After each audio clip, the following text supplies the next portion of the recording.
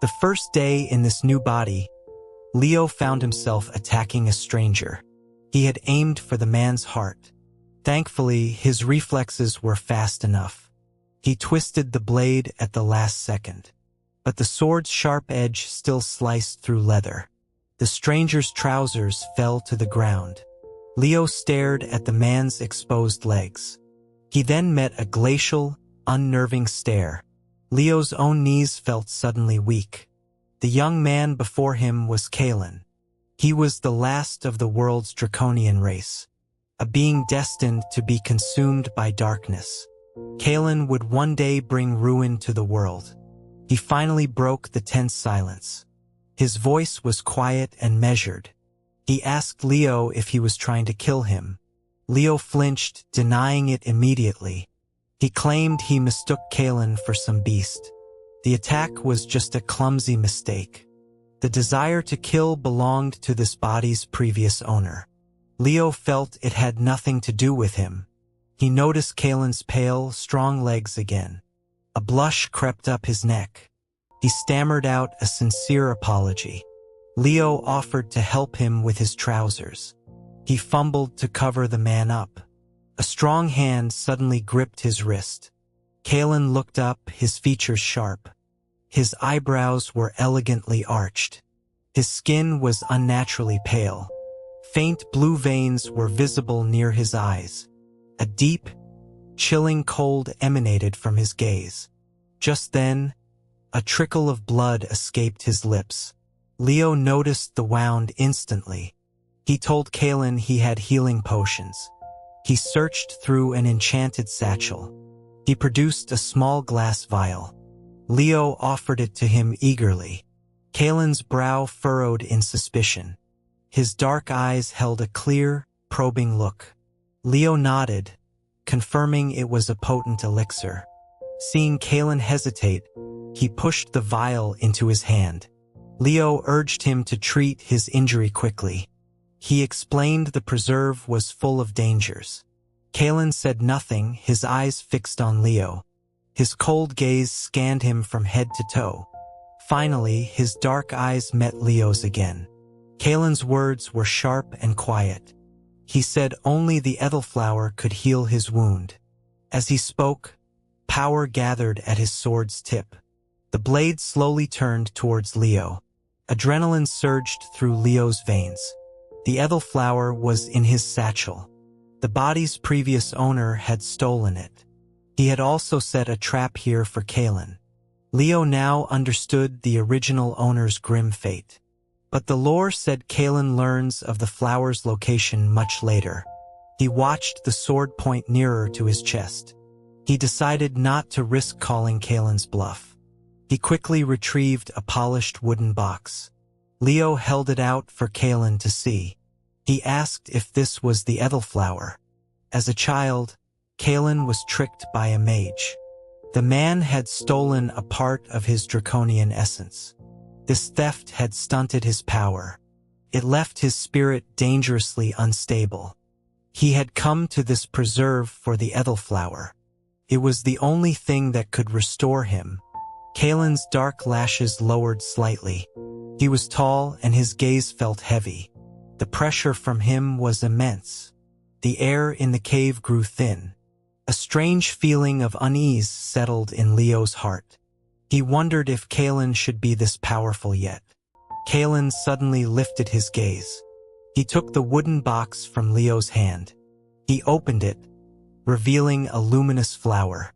His fingers gently brushed against a curled petal. The oppressive aura around him lessened. Leo could finally breathe properly again.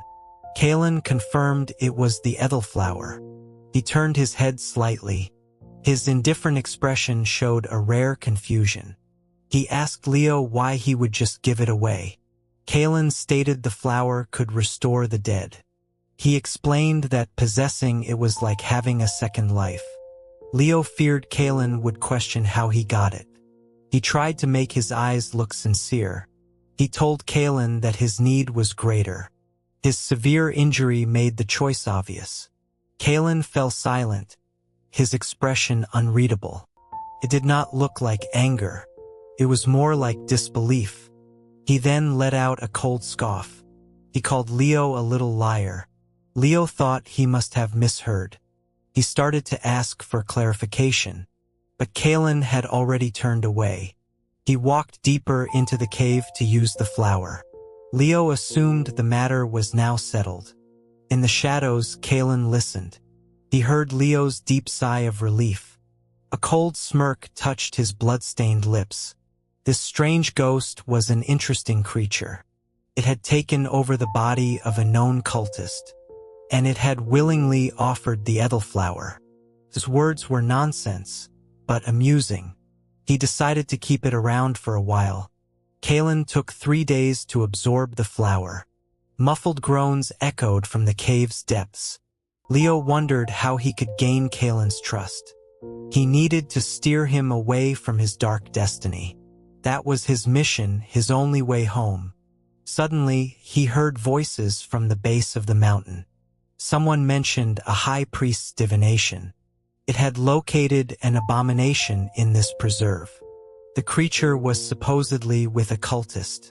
Leo scrambled to his feet in alarm. He could not believe they were found so easily. The group of men quickly reached the cave. They saw Leo and their faces lit up with greed. One confirmed the priest's vision was correct. He declared the abomination must be inside. Their leader ordered Leo to step aside. He vowed to slay the creature for the good of all. Leo stood his ground, feigning composure.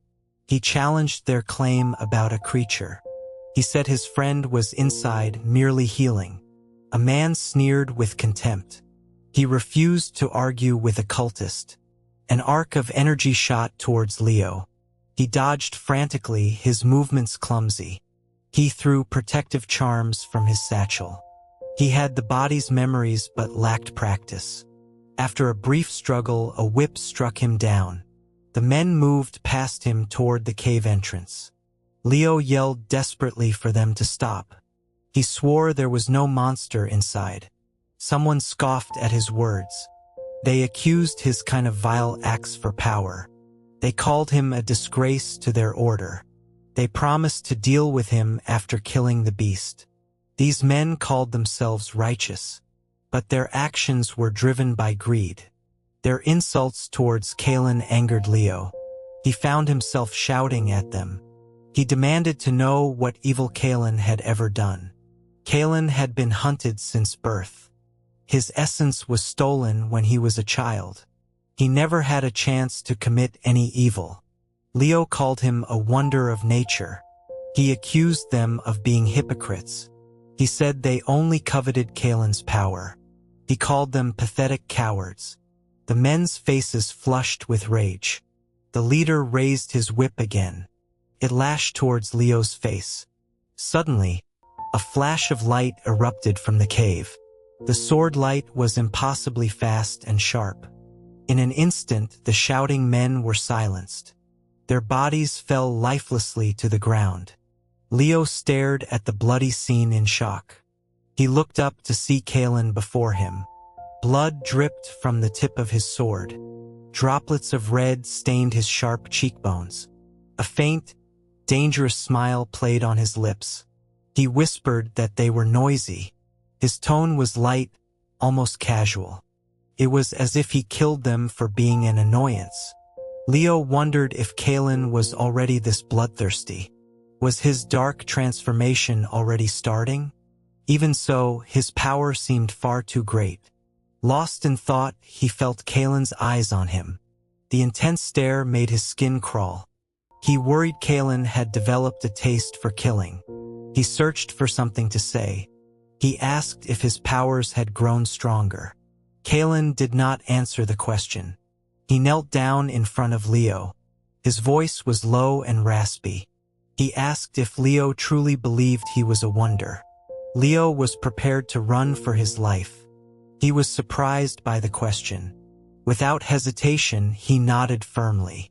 He told Kalen he had no doubts. The moment he spoke, something shifted in Kalen. His deep eyes seemed to soften, becoming vast. Suddenly, The ground began to tremble violently. Kalen's expression grew tense. He identified the disturbance as a beast stampede. He grabbed Leo and they started to run. Winged creatures attacked them from above. Leo lost his footing on the uneven ground. He felt a sickening sense of falling. He realized too late that he had gone over a cliff. He screamed as he plummeted downwards. A figure dove swiftly after him. It was Kalen coming to save him. They crashed into a frigid mountain lake. The icy water enveloped them completely. Luckily, Leo was a good swimmer. He noticed Kalen was rigid, his eyes shut. Leo remembered a detail from the old lore. Kalen had a deep trauma related to water. He feared the powerful being might actually drown. That would be a truly ironic end. He swam over and wrapped his arms around Kalen's waist. He parted his lips to give him air. Kalen's eyes snapped open. They were dark and sharp, showing no fear. Instead, they burned with a startling heat. It was a look that seemed to devour Leo whole. Startled, Leo tried to pull away. An arm like steel clamped around his waist. A warm pressure met his lips. His mind went blank for a moment. He struggled against Kalen's hold, but it was useless. His arms were like iron bands. Leo tried to kick him, but his legs were trapped. Kalen finally broke the kiss. He had pushed Leo against the rocky shore. Kalen's eyes were red, shimmering with moisture. His thumb slowly traced Leo's swollen lips. He asked in a low, breathless voice if Leo disliked it. Leo gasped for air, filled with indignation. He demanded why he would enjoy being forced by a man. Kalen's expression faltered. His brow furrowed in genuine confusion. He tightened his grip on Leo's waist. He asked earnestly if Leo had not kissed him first. In Kalen's world, a kiss was a profound act. It was a sign of courtship between partners. Leo's action in the water was a clear signal. Kalen did not resist the unknown boy's advance. He had simply responded to the invitation. The contact had ignited something deep within him. Primal hunger for more. Leo knew nothing of Kalen's thoughts. He felt utterly wronged by the accusation. He explained he thought Kalen was drowning. He was only trying to give him air. Leo argued it was just a simple touch. Kalen, however, had been rough and overwhelming. Leo discreetly felt the scrapes on his back. Kalen's narrow eyes squinted dangerously. He questioned if Leo was truly the cultist, Mingza. Leo rolled his eyes in frustration. He challenged Kalen to find another like him. The real Mingza was long gone. No one could prove he was an imposter. This thought made him stand a little straighter. Kalen seemed to lose his patience. His face became a cold mask. He called Leo a little liar once more. This time, Leo heard it clearly. Before he could ask, Kalen changed the subject. He stated the beast stampede was over. He asked Leo about his plans. Leo was momentarily confused by the question. Kalen clarified his meaning. He asked if Leo would continue with him, or if they would part ways. Leo's eyes lit up at the second option. Who would want to travel with a man who just assaulted him? But then he remembered his mission. He had to guide Kalen towards a divine path. He needed to stay with him to go home. As he hesitated, the air grew cold. A chill ran down his spine. He looked up at Kalen. The man was watching him intently. His face was a mask of tension. His lips were pressed into a thin, hard line. An idea sparked in Leo's mind. He told Kalen they had agreed to be partners. The effect of his words was immediate. Kalen's features relaxed visibly. The chilling pressure in the air vanished. Still, Leo felt the need to be cautious. He added that they needed ground rules. He forbade Kalen from repeating his recent actions. Kalen's assault had been too fierce. His back was a canvas of bruises. If Kalen ever learned what he was doing, it would be worse. Kalen seemed to be in a much better mood. He did not argue the point. He simply smiled faintly.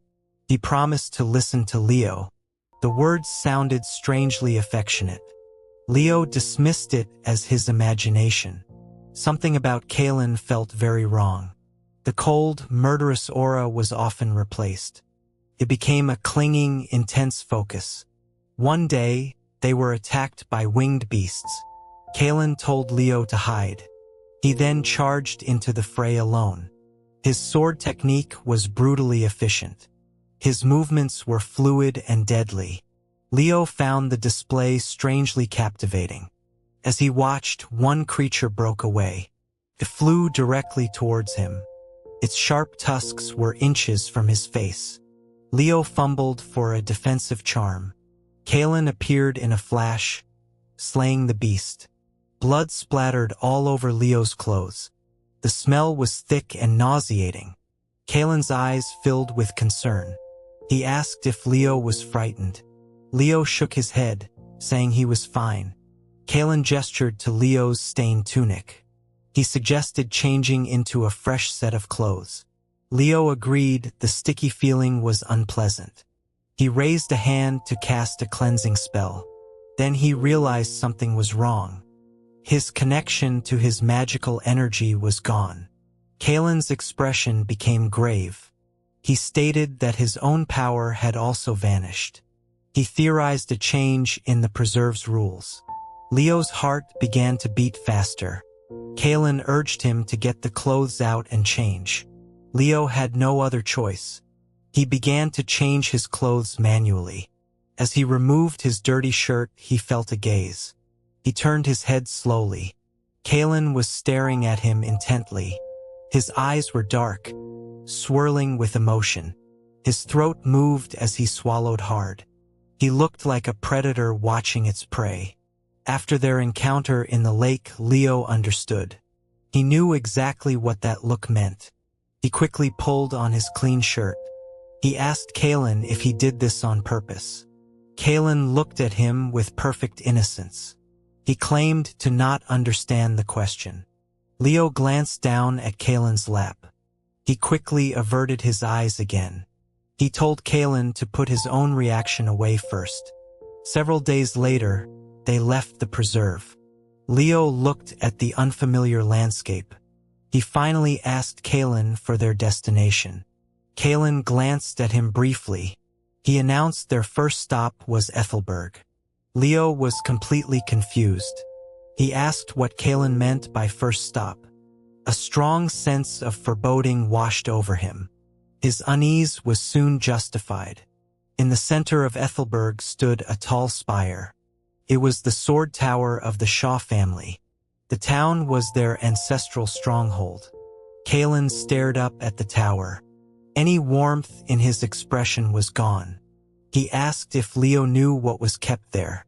He pointed towards the tower's peak. A terrible guess formed in Leo's mind. Kalen confirmed his suspicion. His stolen draconian essence was inside. The mage had presented it as a gift to the Shaws. They had enshrined it as a holy relic. Leo's heart sank.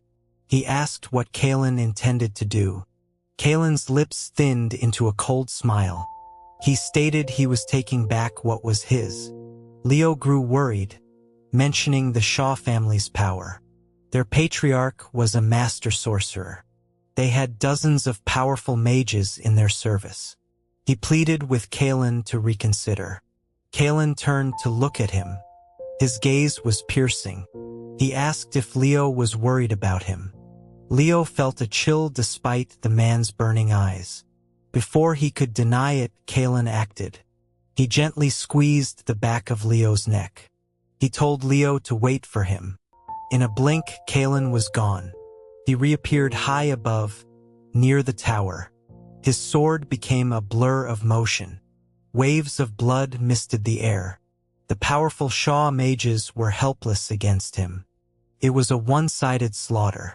The fight was over in less than an hour. The ground was littered with severed limbs. Leo could not process what he had seen. Kalen had single-handedly destroyed the Shaws. He questioned if this was the man he was meant to save. The lore described Kalen as a tragic victim at this stage. Leo wondered if the system had made a mistake. Perhaps there was another dragon in this world. His heart hammered against his ribs. Kalen walked towards him slowly. His sword was slick with fresh blood. His handsome face was a stark contrast. The aura of death around him was suffocating. The metallic scent of blood filled the air. It made Leo feel sick. He instinctively wanted to step back. But some rational part of him held him still. Kalen seemed to notice his reaction. His expression changed, becoming unsettling. His dark eyes were calm, but held a frightening madness. The calm Kalen took him to a snowy mountaintop. It was dawn, and the sun cast a golden light. The landscape was bathed in a brilliant glow. Kalen stood on the edge of the summit. The wind whipped his robes around him. He explained this was where he was born. He pointed to a cave carved into the cliff face. His voice was thin against the howling wind. He said he saved a fallen mage at age 3. The man had been grievously injured. Kalen discovered his blood could heal him. He cut his own wrist to feed the man. The mage stayed in his cave for half a year. The day he fully recovered, he betrayed Kalen. He woke to excruciating pain. The mage had torn out half his essence. The man wanted to peel his skin and take his bones. He called Kalen a treasure trove of power. He said it was a waste for Kalen to keep it.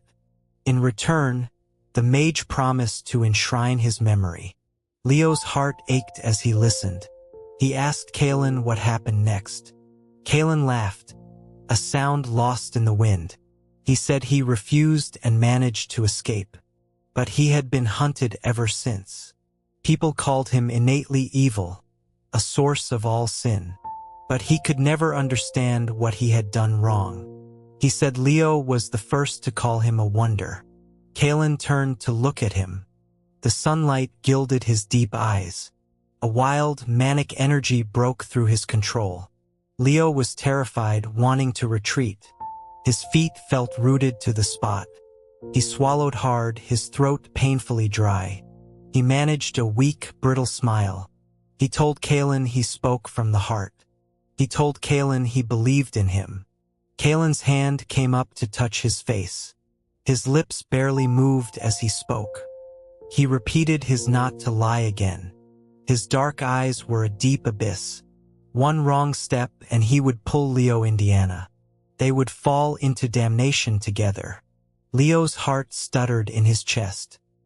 He nodded frantically, playing the part of the obedient companion. He only wanted to soothe the man and run. Kalen smiled again, a chilling sight. Leo's back went cold. He frantically called for his system internally. This target was absolutely the wrong one. This Kalen was terrifyingly powerful. His personality was dark, obsessive, and unstable. He had no demonic aura, yet acted like a fiend. The opportunity to escape came 3 days later. Kalen announced he was entering a mative seclusion. Leo was overjoyed. He watched Kalen enter the protective array. That very night he ran. He managed to learn how to fly on a sword. He flew thousands of miles to a remote forest. He planned to hide there until things calmed down. Then he would search for the real target. But as his foot touched the ground, the sky darkened. The clear sky had vanished. He looked up and felt his blood run cold.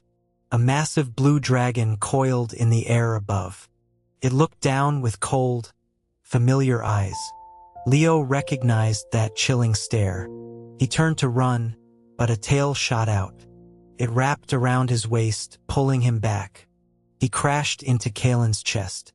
A cool voice whispered "Little liar" by his ear. Leo froze, unable to move. He tried to explain, but a kiss silenced him. Kalen's tongue was skilled and demanding. Leo knew he was completely doomed. Kalen told him he had been given a chance. He told Leo not to blame him for this. His hand slid down from Leo's lower back. Leo let out a sharp cry of protest. He told him not to touch him there. Kalen's eyes were red-rimmed and wet. He looked at Leo for a long moment. He finally spoke, his voice hoarse. He admitted that he liked it. His hand continued its downward path. Leo felt he was losing his mind. He pleaded with Kalen to be rational. He reminded him they were friends.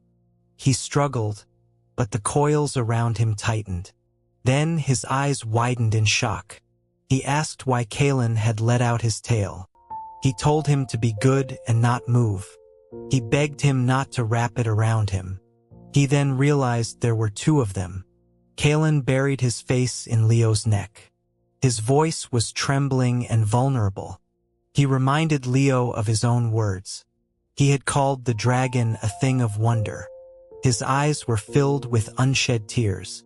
He was a portrait of broken obsession. Then his grip tightened fiercely. His teeth grazed Leo's neck. He ordered Leo not to despise him. The sky was a brilliant, clear blue. Leo lay on the grass, panting for breath. He could not understand how this had happened. He was supposed to help a future Dark Lord find divinity. How had he, a straight man, ended up like this? But he had to admit something to himself. Kalen's touch had stirred something deep in his soul. His soft moans were intoxicating. They had lured Leo into a state of surrender. By the end, he was barely resisting. He cursed his weakness for beautiful things. As his thoughts raced, Kalen held him again. He nuzzled his neck, his eyes full of worry. He asked if Leo disliked his killing. He promised to stop after dealing with his enemies. He vowed to never let Leo see such things again. Leo was stunned by his words. He sighed, admitting that was not the problem. Kalen looked at him, confused. Leo struggled to find the right words. He could not say he thought Kalen was the wrong person. Kalen spoke again, his voice thick with emotion. He knew Leo had not come for him. Leo's mind went blank at the statement. Kalen stared at him, waiting. The hope in his eyes slowly died. Kalen left without another word. His retreating figure looked lost and desolate. An uncomfortable feeling twisted in Leo's gut. It felt like a part of him was being torn away. He felt a pang of sympathy for Kalen. He scolded himself for the feeling. He was the one who had been assaulted. He should be comforting himself, not the perpetrator. Leo began to gather information. The world was in an uproar over the Shaw massacre. Some blamed demonic forces. Others suspected a vengeful dragon. The name Kalen was on everyone's lips. Half a month later, the situation escalated. People were calling for a great dragon hunt. Leo learned Kalen was cornered on Storm King's Peak. The major magical orders had besieged him there. A mage saw Leo's pale face and grew suspicious. He mentioned the cultist Mingza sided with the dragon. The dragon had killed hundreds searching for Mingza. That was how they had finally tracked him down. Leo turned and ran towards the peak. The land was scorched and barren. The sky was torn apart by purple lightning. Kalen stood amidst the chaos. His dark hair was stained red with blood. His handsome features were lost in a mask of fury. The moment Leo arrived, Kalen saw him. Their eyes met across the battlefield. Leo's heart stopped. Something was terribly wrong with Kalen's eyes. They had been cold, passionate, and mad. But they had never been like this. They were black pits, devoid of all light. Someone screamed in terror nearby. They shouted about demonic energy. The dragon was becoming a true demon. He was going to destroy the world. The self-proclaimed heroes fled in panic. Leo's mind went blank except for one word: demon. He could not let Kalen become a demon. A vision flashed in his mind. He saw Kalen sitting alone in a dark void. He looked ancient and utterly empty. The image felt like a memory from his own soul. It twisted his heart into a painful knot. He could barely breathe. He screamed Kalen's name. The thunder drowned out his voice. He thought Kalen could not hear him. But then he saw Kalen's bloody lips move. He formed a single word. Go. Kalen was telling him to leave. The demonic transformation was consuming him. He would soon become a mindless killing machine. Leo would not allow it. He stared at Kalen, a fierce resolve building inside him. He ran towards the center of the storm. Kalen's eyes were completely black. Dark energy rose from the ground, binding him. His body was a vortex, pulling it all in. He used his sword as a crutch to stand. He tried to back away from Leo. He used his last shred of will to keep his distance. Leo, fueled by anger and despair, closed the gap. He threw his arms around Kalen. He told him he would never be forgiven if he became a demon. He yelled about their history together. He accused Kalen of trying to abandon him. He warned him he would not become a legendary demon lord. He would become a soulless weapon. His soul would be erased forever, and it would take Leo with him. As he spoke, his eyes burned with tears. He had never cried like this in his life. He did not care, he just kept yelling. He told Kalen he did not regret meeting him. He confessed that even if he was the wrong target, he accepted it. Kalen froze, as if struck by lightning. After a long moment, his arms came up. He held Leo in a desperate embrace. The line between God and demon is a single thought. Leo witnessed this truth firsthand. The chaos and darkness instantly receded. The lightning vanished. Golden light broke through the clouds. Kalen stood in the center of it all. A divine aura surrounded him. It softened his harsh features. Leo could not help but smile through his tears. A frantic beeping started in his mind. He felt his consciousness being pulled away. His mission was complete. He had never been wrong about the target. He was always meant for Kalen. He wiped his face with his sleeve. He hugged Kalen with all his remaining strength. He stood on his toes to reach his ear. He whispered his congratulations. He wished him a long life, free from darkness. Kalen seemed to realize what was happening. He tightened his arms, trying to merge them together. He begged Leo not to go. He frantically tried to cast a spell to stop it, but it was useless. In his final moment, Leo kissed Kalen's earlobe. He admitted he still did not like men, but he had come to love him. His name was Kalen, and he was an evil dragon. He never thought he would be reborn. Perhaps it was punishment for his sins. The universe wanted him to suffer it all again. But he would make the same choices every time. He would kill all who had wronged him. He felt a thrill of anticipation. This time he would kill the cultist Mingza. He would tear out his throat. But the sword attack was different. The boy's face was the same, but his eyes were not. Kalen knew instantly this was a new soul. This person was clear-eyed, a little foolish. He claimed his hand had slipped. Kalen hid his killing intent. He decided to observe this new player. It was a shame he could not kill him yet. But this strange boy would eventually show his true colors. He would bide his time and play along. He accepted the potion and the Ethelflower. The boy's sigh of relief was audible. He seemed genuinely concerned. Kalen dismissed it as a clever deception. But then the boy defended him. He stood at the mouth of the cave. He fought clumsily against their attackers. He called the dragon a thing of wonder. A strange, full feeling bloomed in Kalen's chest. It was an unfamiliar sensation, but not unpleasant. In the cold lake, the boy kissed him. That was when Kalen understood. He did not just tolerate his presence.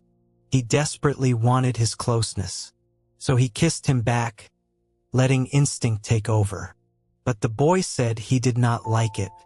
He called him a little liar again. Kalen had decided then to make him his. But the boy tried to leave. He was not the one Leo was looking for. So all of it was a lie. His protection, his passion, his warmth. Kalen finally understood his punishment. It was not about reliving his pain.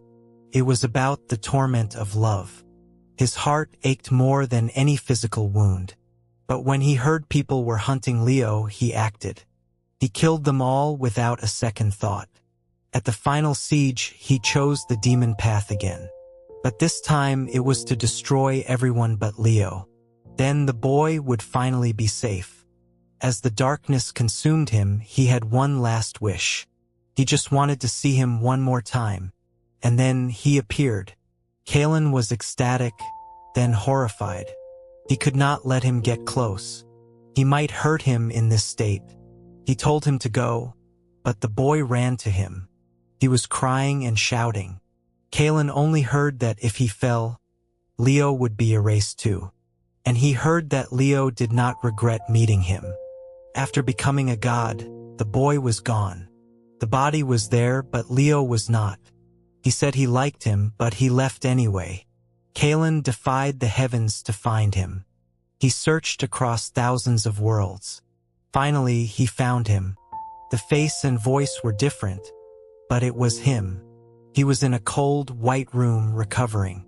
He was muttering to the empty air. Kalen's hearing was sharp. He heard Leo say he wanted to go back. He heard him ask to be sent back to Kalen. Tears welled in Kalen's eyes. He moved forward and embraced him. The boy's body went rigid with shock. Kalen kissed his face, his tears. He told him he did not need to search. He had come for him himself.